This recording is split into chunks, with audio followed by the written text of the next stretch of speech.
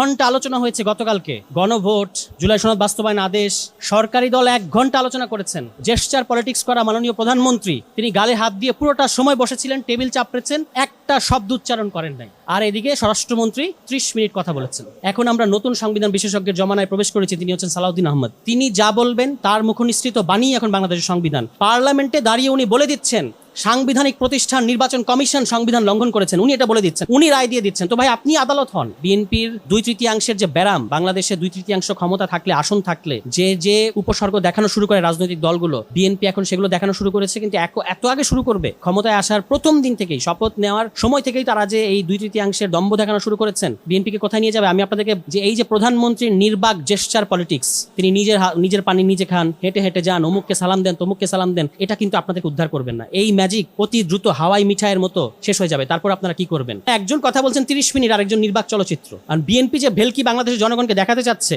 তাদের ধারণা হচ্ছে যে এটা কেউ বুঝতে পারছে না। কিন্তু কত দ্রুত এটা ব্যাকফায়ার করবে এটা সময়ই বলে দেবে। তখন এই আন্দালিব রহমান পার্থ থাকবে না। এই আন্দালিব রহমান পার্থ কিংবা ওই যে পেছনে বসা জুনায়েদ সাকি, যিনি সংবিধান সংস্কার পরিষদের সবচেয়ে বেশি ক্রেডিট নিতেন বাংলাদেশে, ওই যে আন্দালিব রহমান পার্থ যখন বললেন কোথায় পাইছেন এই সংবিধান সংস্কার পরিষদ, পেছনে মুখ থমথম করে বসা হচ্ছে জুনায়েদ সাকি। তো ভাই জুনায়েদ সাকিকে জিজ্ঞেস করেন কোথায় উনি পেয়েছিলেন, উনি তো এটার কৃতিত্ব নেন সবচেয়ে বেশি। এখন অবশ্য মুখে চুপ। আমাদেরকে নির্বাচনের আগে জুনায়েদ সাকি বলতেন, মানে সাকি ভাই, আমাদের প্রিয় সাকি ভাই, বিএনপির সাথে যে যাবো, আবার তো বের হয়ে আসার একটা রাস্তা তো রাখতে হবে। এখন আমি দেখি যে আপনি কোন দিক দিয়ে বের হয়ে আসেন, এটা আমরা দেখবো। প্রতিমন্ত্রী তো হয়ে গেছেন, আমাদেরকে বলছেন যে আসো সবাই একসাথে বিএনপির কাছে যাই, তারপর আবার বের হয়ে আসার একটা রাস্তা আমাদেরকে রাখতে হবে। এখন কোন ভাবে আপনি যান? এই বিএনপির সাথে ছোট ইনু হয়ে কতদিন থাকতে পারেন? মন্ত্রীও তো বানায় নাই, প্রতিমন্ত্রী বানিয়েছে। ছোট মেনন হয়ে কতদিন থাকতে পারেন সেটা আমরাও দেখব। ট্রফি নিয়ে দৌড়াচ্ছে বিএনপি, এই হচ্ছে এখনকার পরিস্থিতি।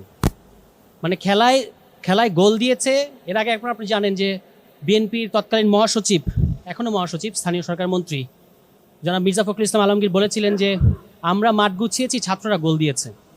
তো পরে আমি বললাম যে আসলে ছাত্ররা গোল দিয়েছে এটা সত্য, এখন ট্রফি নিয়ে দৌড়াচ্ছেন আপনারা, এই হচ্ছে অবস্থা। এবং গতকালকে যেটা আমরা দেখতে পেলাম, আমাদের এই